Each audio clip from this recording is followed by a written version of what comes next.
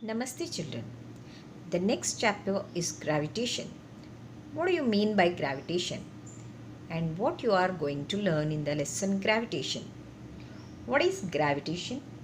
Newton's law of gravitation or universal law of gravitation, Newton's third law of motion and gravitation, Kepler's laws of planetary motion, Newton's inverse square law, gravity, free fall, acceleration due to gravity, motion of objects under the influence of Earth's gravity, difference between acceleration due to gravity and gravitational constant, mass and weight.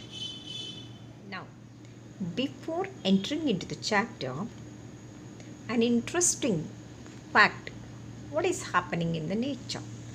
How planets are revolving around the sun and how satellites are revolving around the planets in the circular path.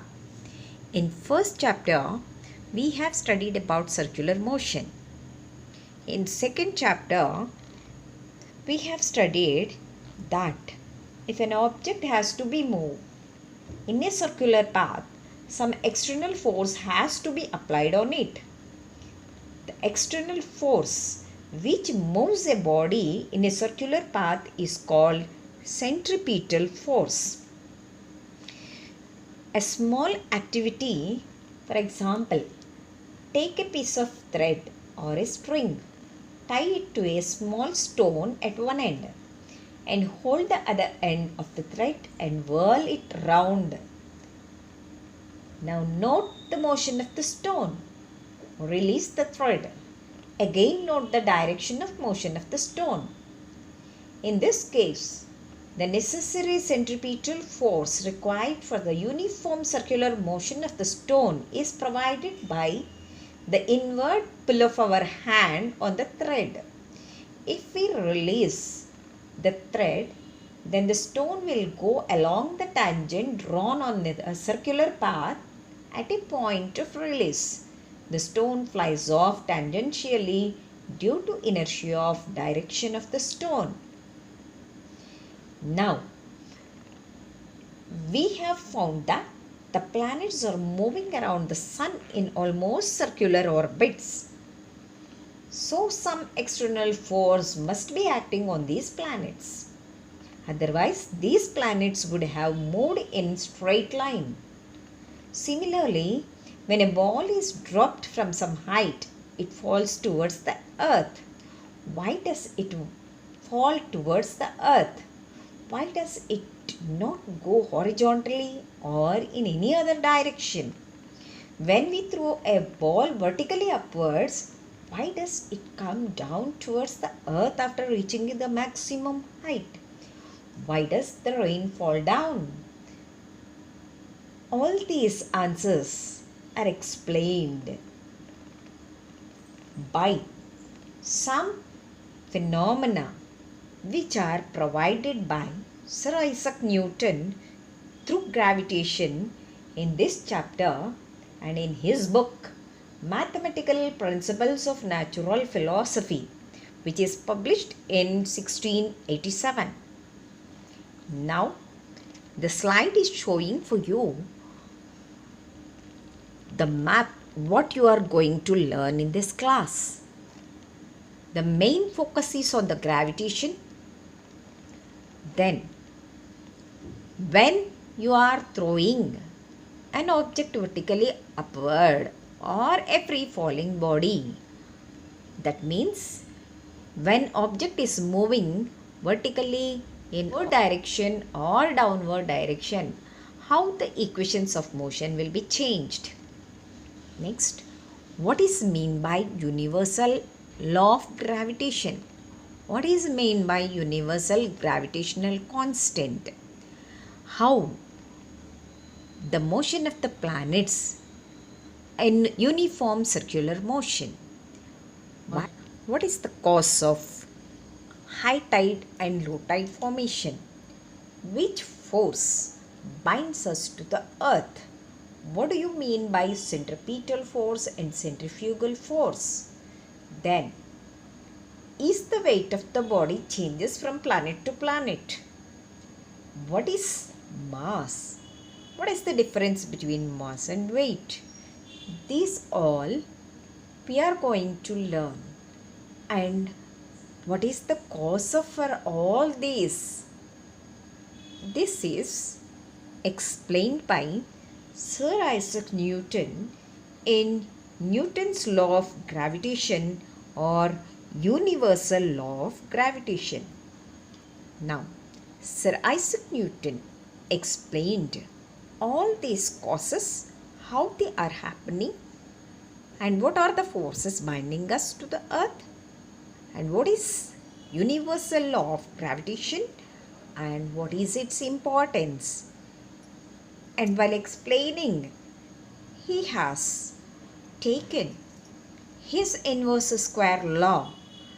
The proof was from Kepler's laws of planetary motion. Now, gravitation or the gravitational force is a non-contact force. Gravitational force of the earth or gravity. A force is necessary to produce motion in a body. A body dropped from a height falls towards the earth. It indicates that the earth exerts a force of attraction on the body. It is called as gravity. In fact, the earth attracts all the objects towards the center. The force with which earth pulls every object towards it is called the gravitational force of the earth or gravity. The gravitational force between the sun and the earth keeps the earth in uniform circular motion around the sun. The gravitational force of the earth or gravity is responsible for holding the atmosphere above the earth, for the rainfall, for the flow of water in the rivers, for keeping us firmly on the earth, for the revolution of moon around the earth, etc. The gravitational force between the earth and the moon causes tides in the sea. Think why tides are high during full moon and new moon day. Some facts about lunar tides. The gravitational force of the moon is 1/10 millionth of that of the earth. But when you combine other forces such as the earth's centrifugal force created by its spin, we will be getting the tides. The sun's gravitational force on the earth is only 46% that of the moon, making the moon the single most important factor for the creation of tides. The sun's gravity also produces tides, but since the forces are smaller as compared to the moon, the effects are greatly decreased. Tides are not caused by direct pull of the moon's gravity. The moon is pulling upwards on the water while the earth is pulling downward. Slight advantage to the moon, and thus we have the tides. Whenever the moon, earth and sun are aligned, that is comes in a straight line, the gravitational pull of the sun adds to that of the moon, causing maximum tides. These are called as spring tides. These spring tides happen when the sun and moon are on the same side of the earth, that is new moon, or when the sun and the moon are on opposite sides of the earth, that is during full moon. When the moon is at first quarter or last quarter phase, that is located at right angles to the earth-sun line, the sun and moon interfere with each other in producing tidal bulges, and tides are generally weaker. These are called neap tides. Offshore, in the deep ocean, the difference in tides is usually less than 1.6 feet. The surf grows when it approaches a beach and the tide increases. In bays and estuaries, this effect is amplified. For example, in the Bay of Fundy, tides have a range of 44.6 feet. The highest tides in the world are at the Bay of Fundy in Nova Scotia, Canada. Because the Earth rotates on its axis, the Moon completes one orbit in our sky every 25 hours. Not to be confused with the Moon's 27-day orbit around the Earth. We got two tidal peaks as well as two tidal troughs. That is maximum tides, high tides and low tides. These events are separated by about 12 hours. Since the moon moves around the earth, it is not always in the same place at the same time each day.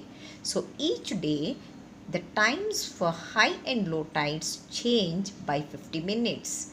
The type of gravitational force that causes tides is known as attractive force.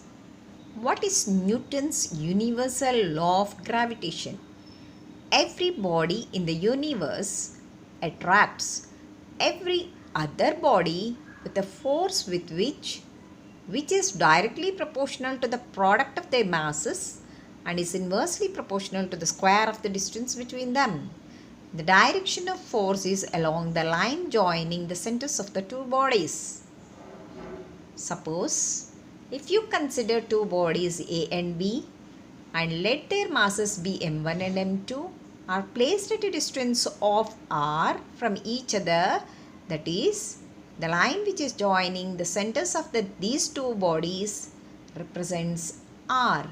Let F be the force of attraction between the two bodies.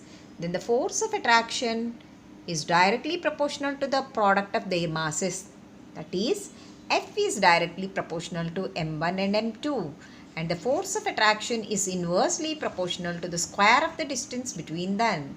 That is, F is directly proportional to 1 by r square.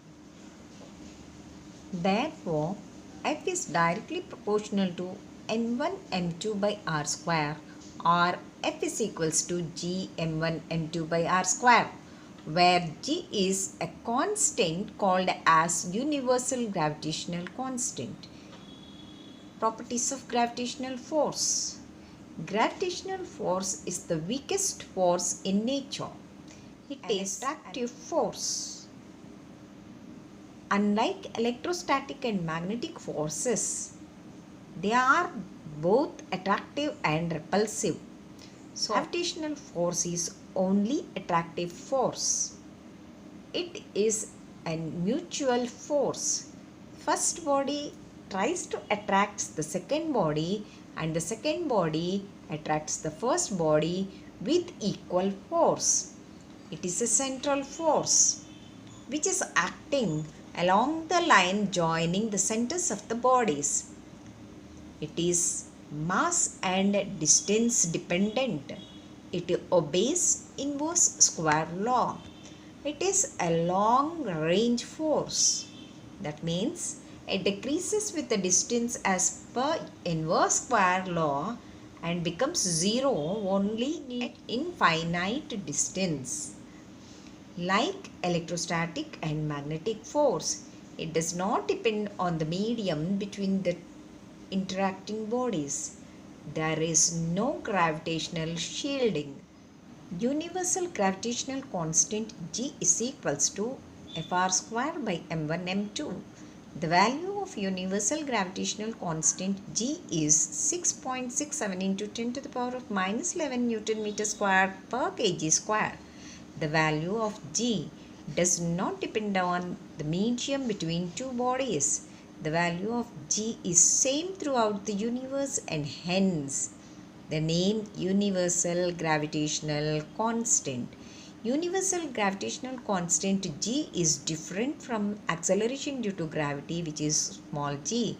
Therefore, the correct symbol for Universal gravitational constant is g, capital G, whereas acceleration due to gravity is small g. The symbol must be used accordingly. SI unit of capital G is Newton meter square kg square inverse. If two bodies of masses 1 kg each are separated by 1 meter from each other, then G is equals to F. Therefore, universal gravitational constant G is numerically equal to the force of gravitation which exists between two bodies of unit masses kept a unit distance from each other. Gravitational force is the weakest force of all. If two bodies of masses 1 kg each are separated by 1 meter from each other, then F is equals to G is equals to 6.67 into 10 to the power of minus 11 Newton. Though the various objects on this earth attract one another constantly, they do not cause any visible motion because the gravitational force of attraction between them is very, very small. Imagine a situation on the earth if the objects continuously move towards each other due to gravitational force between them. What will happen? When both the objects are very big, having very large masses, then the gravitational force of attraction between them becomes extremely large. The gravitational force due to the earth on an object of mass 1 kg placed on the ground is 9.8 Newton. The gravitational force between the earth and the moon even at a large distance is very large and is equal to 2 into 10 to the power of 20 Newton. Kepler's laws of planetary motion. The first law of Kepler's planetary motion is also known as law of orbits. It states that every planet moves around the sun in elliptical orbit with the sun at one of the foci of the elliptical orbit. In this picture, F1 and F2 are the two foci of the elliptical orbit. Every planet moves around the sun in elliptical path with the sun at one of the foci, that is one of the centers of this elliptical orbit. This is known as Kepler's first law of planetary motion or law of orbits. Kepler's second law of planetary motion is also known as law of areas. The line joining the planet to the sun sweeps over equal areas in equal intervals of time. This is known as law of areas. Area of SAB is equal to area of SCD for the given time. Second law also tells us that a planet does not move with constant speed around the sun. It speeds up while approaching the nearest point called perigee and slows down while approaching the farthest point called apogee. Therefore, distance covered on the orbit within the given interval of time at perigee is greater than that of at apogee, such that areas swept are equal in equal intervals of time. Once again, Kepler's second law of planetary motion is also known as law of areas. It states that the line joining the planet to the sun sweeps over equal areas in equal intervals of time. Now, if you consider in the diagram the two triangles, that is, area of triangle SAB is equivalent to area of triangle SCD for the given time. So, second law tells us that a planet does not move with constant speed around the sun. It speeds up while approaching the nearest point called perigee and slows down while approaching the farthest point called apogee. Therefore, distance covered on the orbit within the given time interval at the perigee is greater than that at the apogee, such that areas swept are equal. Kepler's third law of planetary motion is also known as law of periods. States that the square of the time period of revolution of a planet around the sun is directly proportional to the cube of the mean distance of a planet from the sun. The law is mathematically expressed as t square is directly proportional to r cube, or t square by r cube is a constant. Though Kepler gave the laws of planetary motion, he could not give a theory to explain the motion of planets. Only Newton explained that the cause of the motion of the planet is the gravitational force which the sun exerts on them. Newton used Kepler's third law to develop the law of universal gravitation. Once again, Kepler's third law of planetary motion is also known as law of periods. It states that the square of the time revolution of a planet around the sun is directly proportional to the cube of the mean distance of a planet from the sun. The law is mathematically expressed as t square is directly proportional to r cube, or t square by r cube is a constant. Though Kepler gave the laws of planetary motion, he could not give a theory to explain the motion of planets. Only Newton explained that the cause of the motion of the planets is the gravitational force which the sun exerts on them. Newton used Kepler's third law to develop the law of universal gravitation.